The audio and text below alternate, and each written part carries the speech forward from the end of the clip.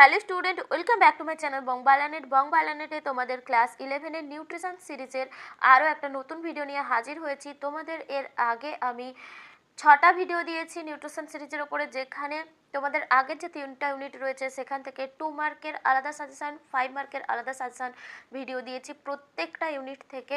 তোমরা সেই ভিডিওগুলো যারা দেখোনি দেখে নিও, অবশ্যই তোমাদের জন্য আলাদা করে প্লেলিস্ট করা হয়েছে, সেখান থেকে দেখতে পারো, বা এই ভিডিও ডেসক্রিপশন বক্সে তোমরা লিঙ্ক পেয়ে যাবে, সেখান থেকেও দেখতে পারো।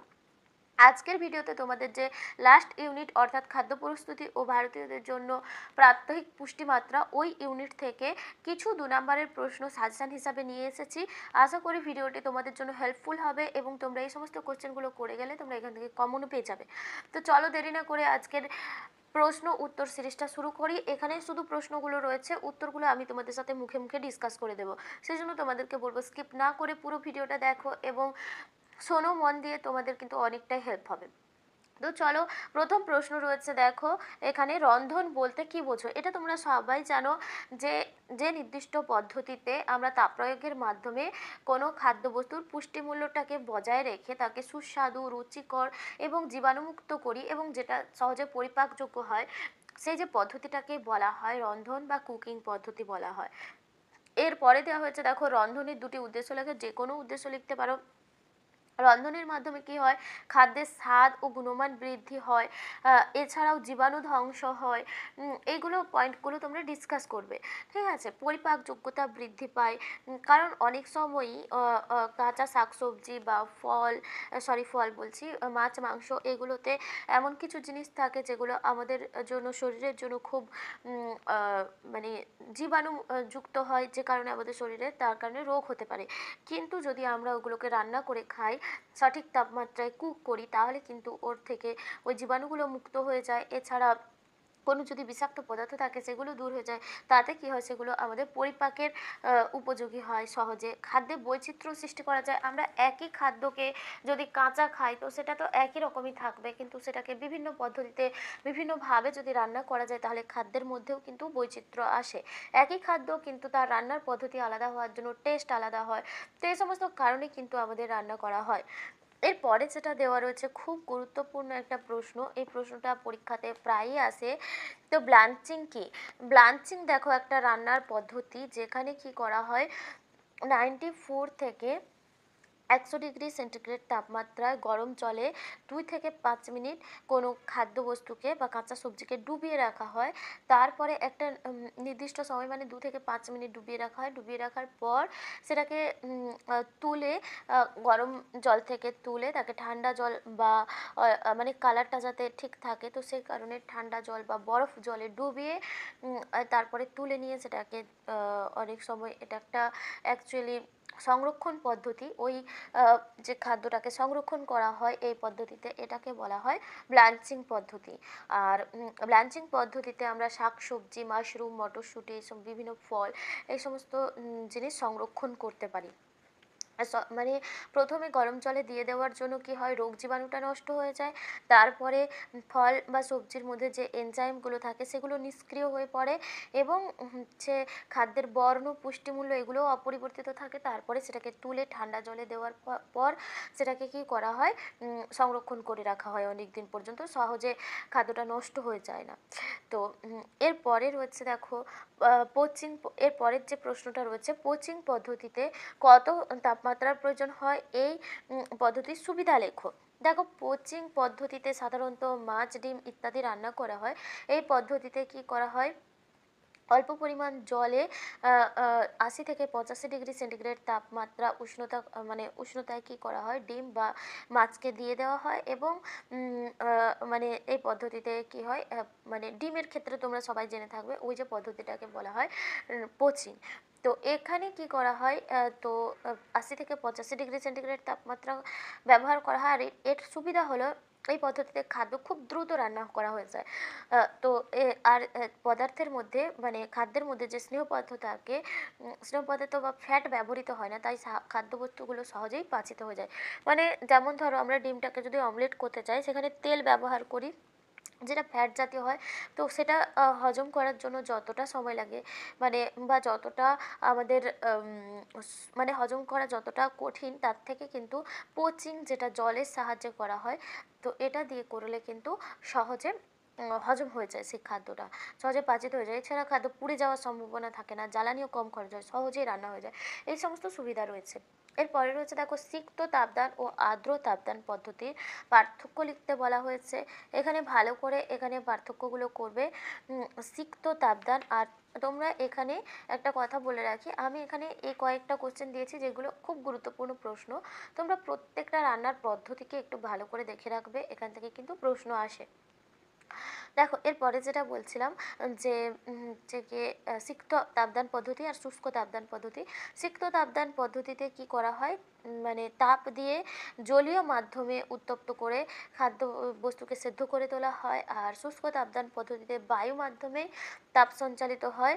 আর সিক্ত তাপদান পদ্ধতিতে বেশিরভাগ সময় 100 ডিগ্রি বা তার নিচে তাপমাত্রা রাখা হয়। আর শুষ্ক তাপদান পদ্ধতিতে তাপমাত্রাটা সবসময় 120 ডিগ্রি সেন্টিগ্রেড বা তার বেশি হয়। সিক্ত তাপদান পদ্ধতির কয়েকটা উদাহরণ যেমন স্ফুটন, স্টুইং, পোচিং এগুলো। আর শুষ্ক তাপদান পদ্ধতিতে ঝলসানো, টোস্টিং, বেকিং, রোস্টিং এগুলো সমস্ত শুষ্ক তাপদান পদ্ধতি। এরপরে তোমাদের যেটা রয়েছে দেখো খুব গুরুত্বপূর্ণ একটা প্রশ্ন, ব্রেজিং পদ্ধতি বলতে কি বোঝো।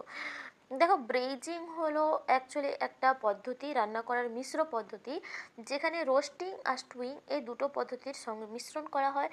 এই দুটো পদ্ধতির সংমিশ্রণে যে রান্না করা হয় সেটাকে ব্রেজিং বলা হয়। এখানে বলা আছে এই পদ্ধতিতে কোন কোন খাদ্য রান্না করা যায়। ব্রেজিং পদ্ধতিতে মাছ, মাংস, বিভিন্ন মূল কন্দ জাতীয় যে সবজি এগুলো রান্না করা যায়। এরপরে রয়েছে দেখো সুডিসে কথার অর্থ কি, আর জিলাটানাইজেশন কাকে বলে। আচ্ছা, সুডিসে কথার অর্থ আন্ডার ভ্যাকাম। আন্ডার ভ্যাকাম এইটার কথার অর্থ সুডিডে। তো এই সুডিডে কথার অর্থ হলো আন্ডার ভ্যাকাম। এটি একটি ফ্রেঞ্চ পদ্ধতি, এই পদ্ধতির মাধ্যমে রান্না করা হয়। তো এখানে এর পরেরটা যে দেওয়া রয়েছে জিলাটানাইজেশন কি। দেখো আলু, দানা শস্য প্রভৃতি জাতীয় খাদ্যে প্রচুর পরিমাণে শ্বেতসার উপস্থিত থাকে, এটা তোমরা সবাই জানো। তো সেই শ্বেতসার কণাকে যখন তাপ দেওয়া হয় আর্দ্রতাপ বা সিক্ততাপের প্রভাবে সেগুলো ফুলে ওঠে। আর স্টার্চ কণাগুলো ফেটে একসময় জেলে পরিণত হয়, এই যে প্রক্রিয়াকে জেলাটানাইজেশন বলা হয়। এরপরে রয়েছে দেখো পাউরুটি টোস্ট করলে কোন শর্করা তৈরি হয়। পাউরুটি টোস্ট করলে সাধারণত পাউরুটিটা ডেক্সট্রিনে পরিণত হয়, পাউরুটির যে কার্বোহাইড্রেট থাকে সেটা ডেক্সট্রিনে পরিণত হয়। ওর মধ্যে শ্বেতসার থাকে, সেই শ্বেতসারটা শুষ্ক তাপের প্রভাবে ডেক্সট্রিনে পরিণত, এটা মনে রাখবে। এরপরে রয়েছে স্টার্চ উচ্চ তাপে কোন কার্সিনোজেন উপাদানে পরিণত হয়। স্টার্চকে আমরা যদি উচ্চ তাপ দিই বেশিক্ষণ ধরে, সেক্ষেত্রে সেটা অ্যাক্রিমেলাইজডে পরিণত হয়, যেটা একটা কার্সিনোজেন উপাদান হিসেবে বিবেচিত। এর পরের প্রশ্ন রয়েছে দেখো ধ্রুমাঙ্ক কাকে বলা হয়। খুব গুরুত্বপূর্ণ একটা প্রশ্ন, সরিষার তেলের ধ্রুমাঙ্ক কত। ধ্রুমাঙ্ক কাকে বলা হয়, যে কোনো স্নেহ পদার্থকে তাপ যখন আমরা দিই, যে সর্বোচ্চ পরিমাণ বা যে সর্বোচ্চ পরিমাণ তাপ দিয়ে মানে সেটাকে তাপ দিলে স্নেহ পদার্থটা ধোঁয়াতে পরিণত হতে শুরু করে। স্নেহ পদার্থ প্রথমে কি হয়, তরল থাকে। তো তরল থাকে বা কঠিন থাকে, কঠিন থেকে প্রথমে তরলে পরিণত হয়, তারপর যতটা তাপ দিলে সেটা ওই মানে তরল থেকে বাস মানে ধোঁয়াতে পরিণত হতে শুরু করে, তাকে বলা হয় ধ্রুমাঙ্ক বা স্মোকিং পয়েন্ট বলা হয়। দেখবে গরম তেলকে আমরা যদি সরিষার তেলকে অনেকক্ষণ ধরে হিট করতে থাকি, সেখান থেকে কিন্তু ধোঁয়া উঠতে থাকে, ওটাকেই বলা হয় ধ্রুমাঙ্ক। মানে যে পয়েন্ট থেকে ধোঁয়াটা ওরা শুরু হয় সেটাকেই বলা হয় ধ্রুমাঙ্ক বা স্মোকিং পয়েন্ট। এবার দেখো ধ্রুমাঙ্কের যে সরিষার তেলের ধ্রুমাঙ্ক জানতে চেয়েছে, সরিষার তেলের ধ্রুমাঙ্ক 250 ডিগ্রি সেন্টিগ্রেড অথবা 480 ডিগ্রি ফারেনহাইট। 250 ডিগ্রি সেন্টিগ্রেড বা 480 ডিগ্রি ফারেনহাইট, এটা মনে রাখবে। এরপরে 10এর প্রশ্ন দেওয়া রয়েছে দেখো খাদ্যের পুষ্টিমূল্য বাড়ানোর দুটি উপায় লেখো। তো খাদ্যের পুষ্টিমূল্য বাড়ানোর যে উপায়, সেই উপায় হলো তোমরা এখানে বলতে পারো অঙ্কুরোদ্গম। দানা জাতীয় শাকসবজিকে আমরা যদি অঙ্কুরোদ্গম করি সেক্ষেত্রে খাদ্যের পুষ্টিমূল্য বেড়ে যায়। এছাড়া গাঁজানো ফার্মেন্টেশন, যেমন চাল জাতীয় কোনো চালের যে কোনো খাদ্যকে আমরা যদি গাজিয়ে তুলি সেক্ষেত্রে সেই খাদ্যের পুষ্টিমূল্য বেড়ে যায়, বা যেটাকে ইংলিশে ফার্মেন্টেশন বলা হয়। জলে ভেজানো কষানো, তারপরে শুকনো খোলে ভাজা। শুকনো খোলে ভাজা করলে আমাদেরকে কোনো স্নেহ পদার্থ বা ফ্যাট জাতীয় কোনো পদার্থ ব্যবহার করতে হয় না, সেক্ষেত্রে কিন্তু পুষ্টিমূল্য বৃদ্ধি পায়। চুনের ব্যবহার করা, ফুড ফর্টিফিকেশান করা, অনুপূরক খাদ্য তৈরি করা, এই সমস্ত পদ্ধতি কিন্তু পুষ্টিমূল্য বাড়ানোর উপায়। এরপরে রয়েছে গাজানো কাকে বলা হয়, গাজানো বা ফার্মেন্টেশন কাকে বলা হয়, আর এই পদ্ধতির উপকারিতা। দেখো গাজানো কাকে বলা হয়, যে প্রক্রিয়া অক্সিজেনের অনুপস্থিতিতে কয়েক প্রকার ব্যাকটেরিয়া যেমন ল্যাক্টোব্যাসিলাস, বাইফিডো ব্যাকটেরিয়াম, এই সমস্ত ব্যাকটেরিয়াম ও ছত্রাকের দেহ থেকে যে উৎসেচক নিঃসৃত হয় সেই উৎসেচকের মাধ্যমে শর্করা জাতীয় খাদ্যকে জারিত করে সেখান থেকে কার্বন ডাইঅক্সাইড, ইথাইল অ্যালকোহল বা ল্যাকটিক অ্যাসিড এই সমস্ত পদার্থ উৎপন্ন করা হয়, তাকেই বলা হয় গাজানো বা ফার্মেন্টেশন। তো এখানে দেখো শর্করা জাতীয় পদার্থ যেমন C6H12O6, এটা গ্লুকোজ, এটাকে যদি আমরা ফার্মেন্টেশন করি, তো ফার্মেন্টেশন করলে এখানে ধরো ইস্ট দিলে ইস্টের দেহ থেকে এক ধরনের উৎসেচক নিঃসৃত হয়, যে উৎসেচকটার নাম জাইমেজ উৎসেচক। এই জাইমেজ উৎসেচকের প্রভাবে কি হয়, এই শর্করা জাতীয় পদার্থটা ভেঙে গিয়ে আটা ময়দার মধ্যে গ্লুকোজ থাকে বা শর্করা থাকে, তো এটা ভেঙে গিয়ে তখন কি উৎপন্ন হয়, সেখানে কার্বন ডাইঅক্সাইড উৎপন্ন হয়, আর তার সঙ্গে C2H5OH ইথাইল অ্যালকোহল উৎপন্ন হয়, যেটা তো বা ল্যাকটিক অ্যাসিড উৎপন্ন হয়। তো এই যে পদ্ধতিটা, এটাকেই বলা হয় গাজানো বা ফার্মেন্টেশন। তো এরপরে রয়েছে দেখো এই পদ্ধতির উপকারিতা লেখো। এই পদ্ধতির উপকারিতা প্রথমেই বলেছি, গাজানো হলে খাদ্যের পুষ্টিমূল্য বেড়ে যায়, খাদ্য নরম সহজপাচ্য হয়ে ওঠে। গাজানোর সময় যে অণুজীবগুলো সেখানে ভিটামিন বি কমপ্লেক্সের অন্তর্ভুক্ত কিছু ভিটামিন সংশ্লেষ করে। এছাড়াও গাজানোর ফলে খাদ্যের জীবনকাল বা সেলফ লাইফ বৃদ্ধি পায়। এখানে এই প্রশ্নটা করতে পারো, সেলফ লাইফ কি, খুবই একটা গুরুত্বপূর্ণ প্রশ্ন। সেলফ লাইফ মানে খাদ্যবস্তু যতদিন পর্যন্ত কোনো উপায় ছাড়া সাধারণভাবেই ভালো থাকে, তো সেই পদ্ধতিটাকেই বলা হয় সেলফ লাইফ, খাদ্যের সেলফ লাইফ। এরপরে বলা হয়েছে দেখো ফুড ফর্টিফিকেশান বলতে কি বোঝো, এটা একটু আগেই বলেছিলাম। ফুড ফর্টিফিকেশান হলো একটা পদ্ধতি, যে পদ্ধতির মাধ্যমে কি করা হয়, খাদ্যের তালিকা মানে খাদ্য তালিকায় যে সমস্ত উপাদানের ঘাটতি রয়েছে সেই উপাদানগুলোর ঘাটতি পূরণের জন্য ইচ্ছাকৃতভাবে কোনো পুষ্টি উপাদানকে খাদ্যের মধ্যে যোগ করার যে প্রক্রিয়া, তাকেই বলা হয় ফুড ফর্টিফিকেশান। এরপরে রয়েছে খুব গুরুত্বপূর্ণ একটা প্রশ্ন, কিচেন গার্ডেন বলতে কি বোঝো। দেখো কিচেন গার্ডেন মানে যেটাকে বলা হয় রান্নাঘর সংলগ্ন যে বাগান, সেটাকে বলা হয় কিচেন গার্ডেন। তো এই কিচেন গার্ডেন বলতে কি বোঝা যায়, যে মানে রান্নাঘরের আশেপাশে বা বাড়ির আশেপাশে কোনো ফাঁকা জায়গা দেখে সেখানে যদি মানে শাকসবজি, ফলমূল, শাকসবজি চাষ করা হয় এবং সেই শাকসবজি দিয়েই মানে বাড়ির যে রান্নাবান্না সম্পন্ন করা হয়, সেই পদ্ধতিটাকে বলা হয়, মানে সেটাকে বলা হয় কিচেন গার্ডেন। এরপরে রয়েছে দেখো ব্যালেন্স ডায়েট বলতে কি বোঝো। ব্যালেন্স ডায়েট মানে সুষম খাদ্যের কথা এখানে বলা হয়েছে।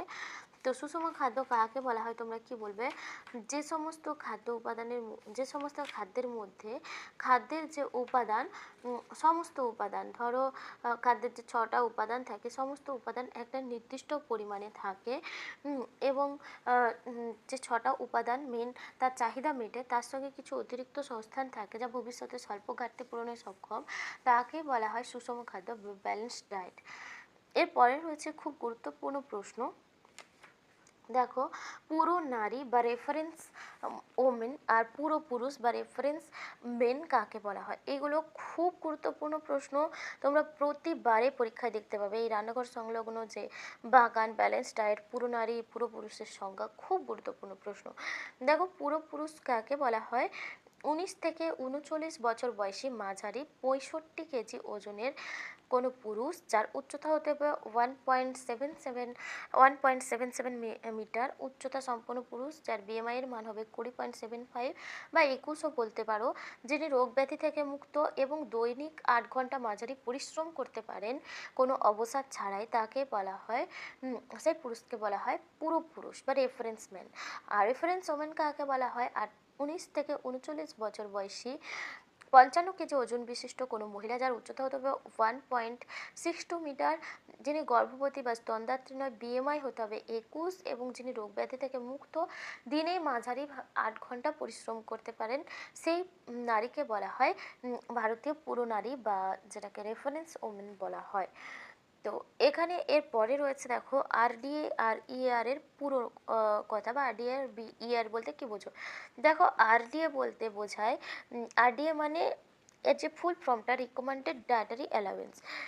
আরডিএ বলতে বোঝায় জীবনের একটা নির্দিষ্ট পর্যায়ে এবং একটা নির্দিষ্ট লিঙ্গের অন্তর্ভুক্ত প্রায় সমস্ত সুস্থ ব্যক্তির পুষ্টির প্রয়োজনীয়তা মেটাতে যে গড় দৈনিক পুষ্টি উপাদান গ্রহণের মাত্রা দেওয়া হয় সেটাকে বলা হয় আরডিএ বা রিকমেন্ডেড ডায়েটারি অ্যালাউন্স। আর ইএআর এর পুরো কথা হচ্ছে estimated average requirement. Estimated average requirement এই ইএআর বলতে বোঝায় যে জীবনের একটা নির্দিষ্ট পর্যায়ে নির্দিষ্ট লিঙ্গের অন্তর্ভুক্ত অর্ধেক সুস্থ ব্যক্তির পুষ্টির প্রয়োজনীয়তা মেটাতে অনুমান করা গড় দৈনিক পুষ্টি উপাদান। তো এটা ছিল। এর পরে রয়েছে 17 প্রশ্ন, দেখো খুব গুরুত্বপূর্ণ প্রশ্ন। আইসিএমআর 2020 অনুযায়ী প্রাপ্তবয়স্ক পুরুষ ও মহিলাদের দৈনিক প্রোটিনের চাহিদা উল্লেখ করো। এটা হবে প্রাপ্তবয়স্ক পুরুষদের ক্ষেত্রে 54 গ্রাম পার ডে আর মহিলাদের ক্ষেত্রে 47 গ্রাম পার ডে। এরপরে রয়েছে দেখো শিশুদের জন্মের সময় শিশুদের স্বাভাবিক গড় ওজন কত হয়। এটা সবাই জানো, কম বেশি 2.5 কেজি থেকে 3 কেজি এটা হয়। এরপরে রয়েছে ভারতীয় মহিলার দৈনিক দুগ্ধকরণের পরিমাণ। আচ্ছা, এখানের মধ্যে বলে রাখি, তোমরা এখানে মাতৃদুগ্ধের গুরুত্ব ভালো করে রাখবে। তো এগুলো ভালো করে, আর মাতৃদুগ্ধের মধ্যে কত পরিমাণ ক্যালোরি থাকে, কত পরিমাণ ভিটামিন থাকে, কোন ভিটামিনটা বেশি পরিমাণে থাকে, এগুলো অল্প অল্প ছোট ছোট কোশ্চেন যেগুলো দেখে রাখতে পারো এই টপিকটা রিলেটেড। জন্মের পরে শিশুদের গড় ওজন বললাম, ভারতীয় মহিলাদের দৈনিক দুগ্ধকরণের পরিমাণ 600 মিলিলিটার, 600 ml। দেখো 19-এর প্রশ্নটা রয়েছে টপ টপ মিল্ক বলতে কি বোঝো। টপ মিল্ক বলতে প্রাণী থেকে প্রাপ্ত যে দুগ্ধ যার মধ্যে সম্পূর্ণ স্বর থাকে এবং এর মধ্যে প্রচুর পরিমাণে ভিটামিন এ ও ডি সমৃদ্ধ হয়, তাদেরকে টপ মিল্ক বলা হয়। এরপরে হচ্ছে ফাস্ট ফুড ও জাঙ্ক ফুড বলতে কি বোঝো। দেখো ফাস্ট ফুড আগে থেকে আংশিকভাবে প্রস্তুত করে রাখা হয় এবং অতি দ্রুত তৈরি করে পরিবেশন করা হয়, তাদেরকে বলা হয় ফাস্ট ফুড, যেমন নুডলস, বার্গার এগুলো। আর জাঙ্ক ফুড যে সমস্ত খাদ্যে উচ্চ ক্যালোরিযুক্ত হয়, প্রচুর পরিমাণে নুন বা চিনি থাকে, তাদেরকে বলা হয় জাঙ্ক ফুড, যেমন ধরো আইসক্রিম, চিপস এগুলো। তো এরপরে যে প্রশ্ন রয়েছে দেখো অ্যানোরেক্সিয়া নার্ভোসা, বুলিমিয়া নার্ভোসা বলতে কি বোঝো। দেখো অ্যানোরেক্সিয়া নার্ভোসা একটা আহারজনিত সমস্যা, যেখানে কি হয় দৈহিক ওজনের ব্যাপারে তীব্র ভয় পায়, সে কারণে মানে খাওয়ার প্রবণতাটা কমে যায়, অপুষ্টির দরুন ক্লান্ত হয়ে পড়ে, দুর্বল হয়ে যায়, অপুষ্টিজনিত সমস্যাতে ভুগতে থাকে। এই ধরনের সমস্যাগুলোকে বলা হয় অ্যানোরেক্সিয়া নার্ভোসা। আর এরপরে যেটা রয়েছে বুলিমিয়া নার্ভোসা, এটাও একটা আহারজনিত সমস্যা, যেখানে অনেক বেশি পরিমাণে খাওয়া সত্ত্বেও ওজন বাড়ে না। এছাড়া এখানেও বিভিন্ন ধরনের মানে শারীরিক উপসর্গ দেখা যায়। সাধারণত দৈহিক ওজন আদর্শ দৈহিক ওজনের কাছাকাছি থাকে, কিন্তু ওজন কমতে বা বাড়তে দেখা যায়। এছাড়া খাওয়ার পরে দীর্ঘস্থায়ী গ্যাস্ট্রিক রিফ্লাক্স, বমি এই সমস্ত দেখা যায়, তাদেরকে শারীরিক উপসর্গ দেখা যায় যাদের এইগুলো হচ্ছে গিয়ে, বা অনেক সময় খাদ্য খাওয়ার পরে বমি করে দেয়। তো এই ধরনের যে সমস্যাগুলো দেখা যায় এটাকে বলা হয়, মানে নিজে থেকেই বমি করে দেয়, এই ধরনের যে মানে সমস্যাগুলো দেখা যায় এগুলোকে বলা হয় যে বুলিমিয়া নার্ভোসা। দুটো অনেকটাই একই রকম, দুটোই আহারজনিত সমস্যা। এরপরে রয়েছে দেখো বৃদ্ধ বয়সে সম্ভাব্য কয়েকটি রোগের নাম।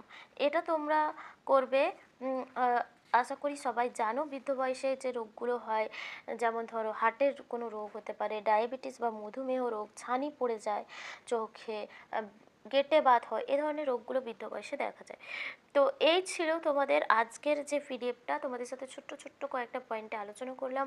আশা করি ভিডিওটা তোমাদের জন্য হেল্পফুল হয়েছে। যদি হেল্পফুল হয়ে থাকে অবশ্যই লাইক করো, কমেন্ট করো, আর বন্ধুদের সাথে শেয়ার করতে ভুলে যেও না, কারণ তোমাদের লাইক শেয়ার কমেন্টে কিন্তু আমাকে মোটিভেশন যোগায় তোমাদের জন্য নতুন নতুন ভিডিও আনার জন্য। আজকে এখানেই শেষ করছি, আবার দেখাবো পরবর্তী ভিডিওতে। ততক্ষণ সবাই খুব ভালো থেকো, সুস্থ থেকো, টাটা।